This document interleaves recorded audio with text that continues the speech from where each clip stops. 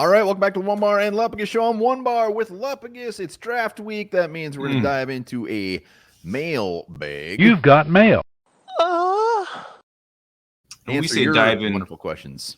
We say dive in. We mean balls first. We always mean balls first here at the Onebar and Lupagus show. Yes, let's do that. And remember, this video is brought to you by Happy Nuts. We give away a big package on our draft tailgate, including this freaking Ballber, some comfort powder, comfort cream. So be on for that. Someone will walk away with a beautiful package for their package. All right, mailbag time. Let's go. We got some good ones. And we just touched on this one in our nightmare scenario, but SSM says, I'm seeing more mock drafts with the Vikings drafting a kicker in round 4. What would your reaction be to a round 4 kicker, says SSM? I would be irate. I would be pissed. We have way too many needs to be spending that pick on a kicker. It would be mind-boggling if we actually did that. Especially Cooper Beebe's on the board, McKinley Jackson's on the board, and we take a fucking kicker. I mean, it would be a disaster. It would be. It's almost as crazy as going into the season with like our XFL kicker who's never kicked a kick. So I think anything's possible. I think that would be absolutely insane and crazy, though. Very crazy. Yeah, I can't imagine doing a mock draft and thinking that's a good move for the Vikings at that point. Well, we will see. Next up, are we going to go for May, or is that just all smoke and we really want another quarterback? Why don't you take this one on? I think it's I don't know, nobody knows what smoke is. Nobody has any freaking clue, including us. So I think they do love May. I think May's their guy. I think they want May at 3, but also I'm just believing what everybody else is saying. So I don't think there's any smoke. I think all those quarterbacks are game 4 up to McCarthy. Yeah, I think they like them all. And I think just the McCollum May connection is huge. It goes deep, it runs deep. Those are some roots. So I do think they like May. I think he might be their favorite. I do. Yeah, I mean, I'm not really drinking the whole McCollum thing. Like, that doesn't really – I don't think that sways it really one way or another for me. You seem to be kind of on that train. Who knows him better than that guy? I'm just saying, like, I don't know. We'll see.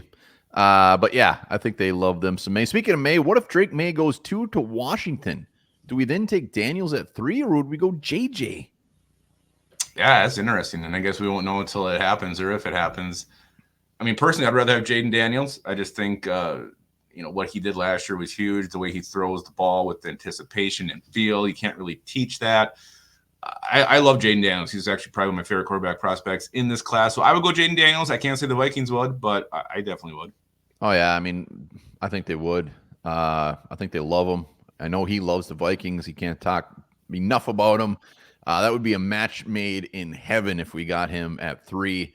Would love everything about it. Who is a round 1 player, not a quarterback, if they end up just sticking around? Who's a guy that you really, really want? I think it's your turn. I'm going Graham Barton.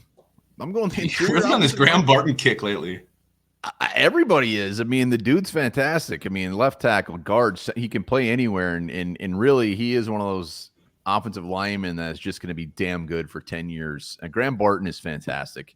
And if we were to end up sticking and picking, maybe not at 11, but I think he goes top 20. Maybe that's a guy you trade up for and randomly falls to you at 23. But I really love Graham Barton.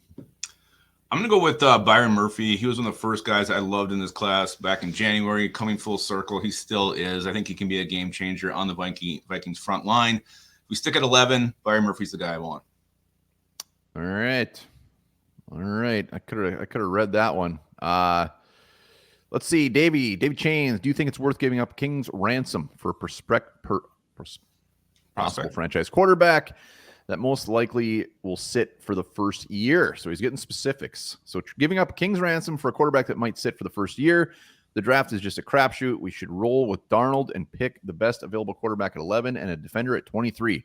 Besides, there's no guarantee the picks we cough up end up translating into anything. So he just answered his own question. That's a long question. A lot to unpack there. I guess my first thing is, what is a King's ransom in Davey's mind? I would assume a King's ransom is 2 firsts, a first next year, and maybe a little bit of change. I don't think if you actually get a true franchise quarterback, like a top 10 quarterback, there's not a price you can put on that. It's worth anything you can give up. So yes, do it. Take the big swing. Try to get your guy. I'm fully on board for the trade up for the quarterback. If it fails, it fails, whatever. We've done the stick and pick thing before. It has not worked. Let's make a swing here. Yeah. And if it, It's like 50-50. It's probably not even 50-50. It's probably less than 50% chance that this quarterback ends up being a top 10 quarterback in the league, but you gotta pull him out sometime. I mean, it seems like a lot of our older viewers are really not game for giving up a lot of compensation, which I'm surprised. Like, I would think like it would be like, you know what, we haven't done it before. Let's try something new. We've seen this story and how it pans out. But one thing he said is that will most likely sit his first year. If we give up a king's ransom for somebody, their ass ain't sitting. Yeah. Their ass ain't sitting. I don't think any of these quarterbacks are going to sit. I think it's going to be preached all through the preseason, but by week 1, the rookie's probably going to start. Yeah, I mean, I could see Darnold starting the year, but I don't know if it's going to last very long. We got one more. If Vikings can't move up and all quarterbacks that they like are gone, why not trade 23 to a team that has a high possibility at a top pick for next year's draft and get your quarterback that way? I mean, that's thinking deep. That's thinking for the future. But you got who's going to make that? You got to find that trade. I mean, it's easy to say that, but you got to find a trade partner to do that. Honestly, if that's the case, I'd rather just load up on defense or, get that, top end interior lineman and go defense with those picks and just work with the quarterback next year. But yeah, you got to find a trade partner for that to happen.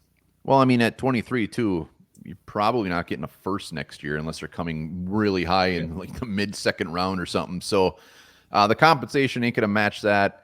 I would be fine if we ended up sticking and picking. We trade 23 back and got a second rounder or maybe a third, whatever. I would love some more picks at 23, but I just don't think they're going to stick and pick. I think we all need to prepare ourselves at 23 is just an illusion.